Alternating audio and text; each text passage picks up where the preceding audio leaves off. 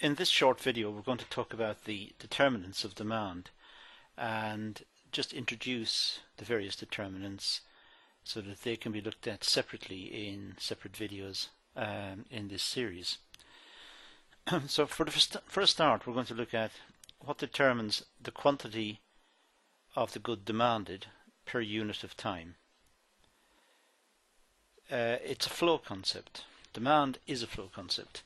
It means the amount we demand per unit of time. If I were to say to you that my demand for petrol was 50 litres, is it 50 litres a day, 50 litres a week, 50 litres a month, 50 litres a year? It makes a lot of difference. So we must specify a time period, and that's where the T, this small t, comes in.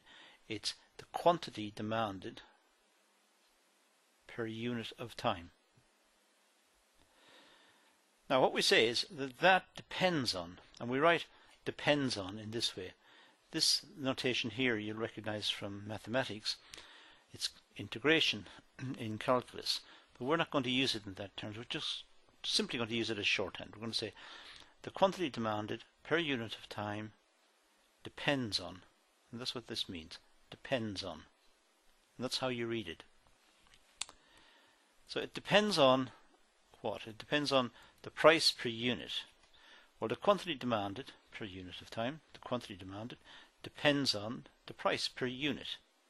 We have to specify a unit here because if I said to you petrol was £1, it doesn't make any sense. Is it £1 a barrel? £1 a litre? Makes a big difference again. So we must specify a unit. So the quantity demanded per unit of time depends on the price per unit.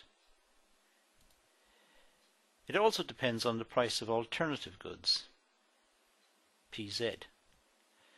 So the price of petrol, or sorry, the quantity of petrol I should say, demanded will depend on the price of diesel. If the price of diesel falls incredibly cheaply, becomes incredibly cheap, then perhaps more people will buy diesel cars, less people will buy petrol cars, and the quantity of petrol will fall. The quantity of petrol demanded will fall. So the demand per unit of time depends on the price per unit and the price of some related good. It also depends on income. And we write income in economics as a Y. That's just terminology. That's just history. It's just the way we do things. Whenever you see Y in economics, it means income. Simple. The quantity demanded per unit of time will also depend on tastes, T. Well, if an item becomes fashionable or desirable because it's trendy, then the quantity demanded may increase, even though the prices remain the same. So clearly, the marketing industry and its influence on our tastes and fashions and so on influences the quantity of goods demanded.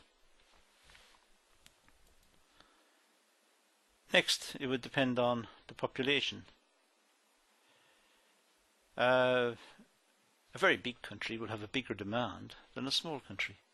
There are more people. That should be straightforward. Depends on the distribution of income.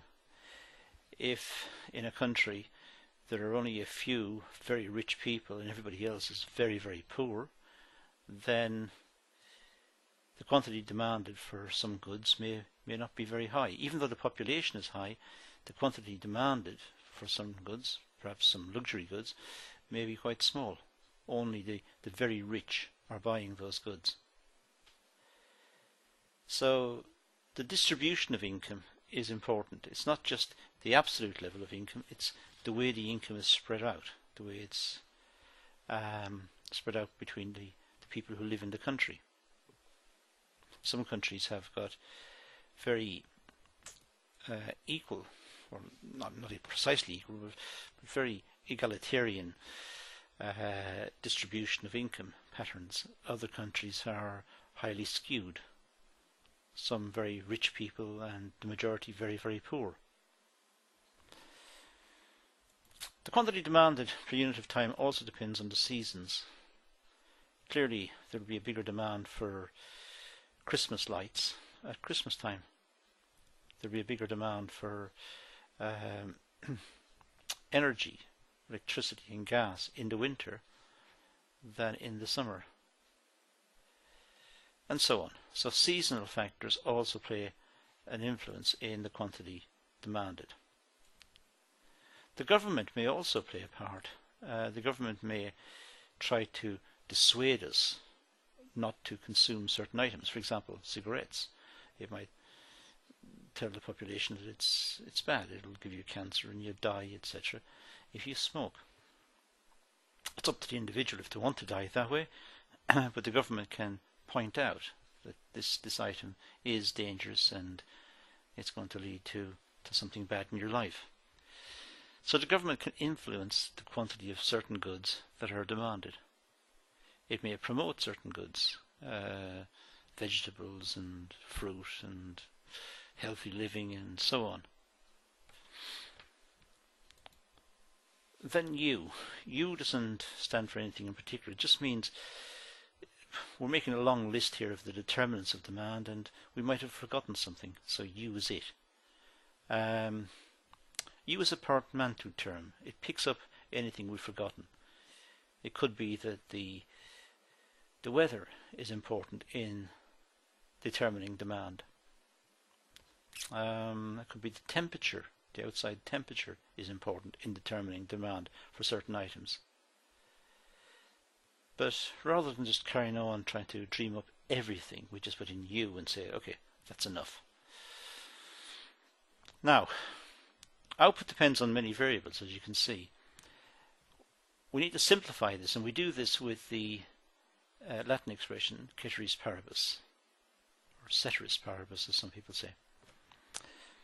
The ceteris paribus assumption means everything else being held constant. So what we'd say is, let's say the price per unit determines the quantity demanded per unit of time, ceteris paribus, i.e. everything else being constant. So that introduces us to the type of determinants for market demand, and later on in this series each one of these will be dealt with in a separate small video. In the meantime, thanks for